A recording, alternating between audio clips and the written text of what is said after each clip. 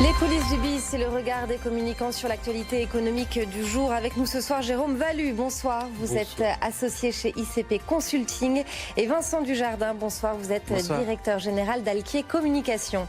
Et on commence tout de suite, messieurs, avec la relaxe de Stéphane Richard et de Bernard Tapie dans l'affaire de l'arbitrage contesté en faveur de l'homme d'affaires. Décision du tribunal correctionnel de Paris. Aujourd'hui, le patron d'Orange risquait 3 ans de prison, dont 18 mois ferme. En cas de condamnation, son poste était menacé. Stéphane Richard, très soulagé donc, qui a très vite remercié ses collaborateurs sur Twitter. Écoutez. C'est d'abord avec vous que je souhaite partager ma très grande satisfaction et mon immense soulagement. C'est en grande partie grâce à votre soutien, vous, les femmes et les hommes d'Orange, que j'ai pu traverser cette épreuve. J'ai été particulièrement touché par la présence de certains d'entre vous ce matin au tribunal et par les nombreux témoignages manifestés ces derniers temps. Cette excellente nouvelle va nous permettre d'aborder sereinement les prochains mois. Construire avec vous l'Orange de demain, définir ensemble notre engagement et notre raison d'être sont parmi les défis majeurs qui nous attendent. Merci du fond du cœur. Je vous souhaite à toutes et à tous un très bel été. Voilà donc Stéphane Richard aujourd'hui sur Twitter. Vincent Dujardin, qu'est-ce que ça vous inspire cette vidéo? C'est une belle com? C'est bien géré? Ouais, on voit un homme soulagé, surtout à titre personnel. On sent tout le poids qui était sur ses épaules. Il craignait beaucoup pour son avenir. Et puis, ce qu'il nous dit, c'est maintenant, il y a quand même des chantiers stratégiques qui sont là, qu'il va falloir mettre en œuvre, que ce soit la 5G, que ce soit la diversification d'Orange, que ce soit le nouveau plan stratégique. Donc, il nous dit, maintenant, allons-y. Je suis l'homme de la situation. Vous m'avez soutenu. Et ça, c'est un terme qui était important, en fait. Et toute la mise en scène de la journée était autour de ça, c'était l'entreprise Orange derrière Stéphane Richard. On a vu les prises de parole des syndicats qui étaient très forts. Ça peut même être étonnant d'avoir des syndicats qui soutiennent à ce point leur patron. Lui insiste et donc il utilise ce moment de communication qui aurait pu être un moment difficile comme un moment fédérateur autour de l'entreprise, autour d'une vision stratégique et autour d'un homme qui est cet homme qui apparaît aussi dans la presse comme providentiel, cet homme qui a remis sur pied Orange. Donc c'est un beau storytelling. Jérôme Valu, Stéphane Richard, capitaine d'industrie après ce procès Tapie. Il a une perspective devant lui, c'est ça qui est intéressant. Et effectivement, quand il parle des défis, c'est ça qu'il faut qu'on regarde. Et depuis le début, depuis qu'il est en place, il parle de finalement une entreprise tournée vers l'expérience utilisateur. Et la première expérience de l'utilisateur, c'est l'expérience collaborateur. Et je pense que le premier grand défi, c'est de continuer ou même accélérer la transformation, parce que cette transformation, Orange l'a commencé, c'est une UX compagnie, une compagnie tournée vers l'expérience utilisateur, vers l'expérience collaborateur. Il y a un deuxième défi que tu as cité qui est la diversification. Orange Bank, on est au début d'Orange Bank. Et puis il y a tout ce que Orange Digital Venture est en train de financer. Et quand on regarde le portefeuille des investissements d'Orange, on voit que finalement ils sont en train d'élargir. Donc il y a une perspective très large et tout à fait intéressante. Vincent Dujardin, aujourd'hui Stéphane Richard, il a les mains libres pour présenter ce nouveau plan stratégique qu'il doit normalement présenter en septembre prochain. Oui, il a les mains libres, il a le soutien de l'État actionnaire, il a le soutien du conseil d'administration qu'il a fait aussi à sa main au cours des dernières années, il a le soutien des collaborateurs, donc je pense que tout est aligné pour présenter un plan stratégique très fort et de mettre une entreprise complètement en marche. Et c'est exactement ce que tu disais, Jérôme, c'est qu'il faut que cette entreprise se mette complètement en marche derrière le président pour pouvoir réussir définitivement sa transformation. Ce qui est marrant, c'est en plus en plein procès Orange de l'autre côté et l'ancien Orange et les condamnations des anciens dirigeants. Hasard du calendrier. Jérôme Valu, fort dans ce plan, c'est le déménagement.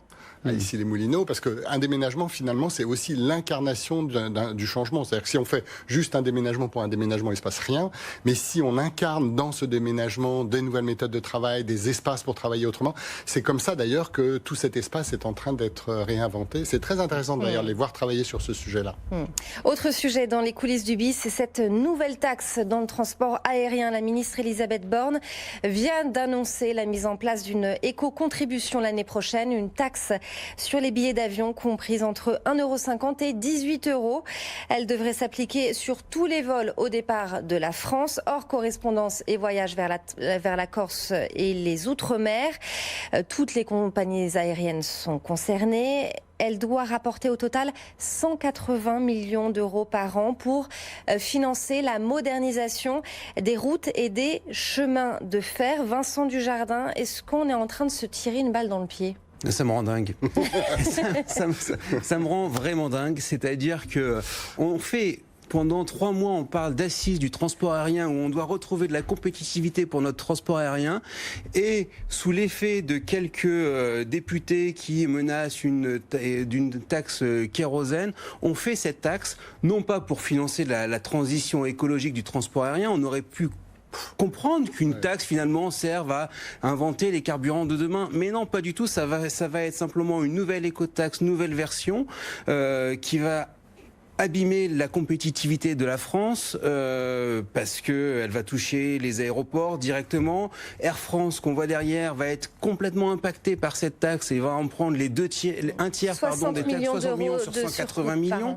C'est comment mieux abîmer l'image de la France et la compétitivité des entreprises. Ouais, c'est très français. On essaye de régler un problème par une taxe. Et finalement, c'est quoi le problème ? 180 millions, ça ne va pas régler le problème de ces infrastructures de transport. Donc, en fait, finalement, c'est effectivement une réponse politique, c'est aussi une réponse qui n'en est pas une pour une prise de conscience. Ça serait beaucoup plus intéressant que l'État se mette à nous expliquer et à nous rendre réellement responsables à titre individuel. J'en parlais avec un de mes consultants cet après-midi parce que je préparais qui s'appelle Baptiste, et il me disait, mais en fait, l'écologie, tant que c'est pas de l'égologie, ça ne sert à rien. Donc, quand est-ce qu'on va arriver à nous faire comprendre que le jour où on aura notre yucca de la taxe carbone, c'est-à-dire j'achète des fraises qui viennent du Brésil, elles contribuent à X grammes de CO2 dans mon... Voilà, tant que c'est pas mon sujet, ça ne sert pas à grand-chose. Et c'est pas par une taxe qu'on va résoudre le problème. Vincent Dujardin, est-ce qu'il n'y a pas aussi un manque de cohérence ?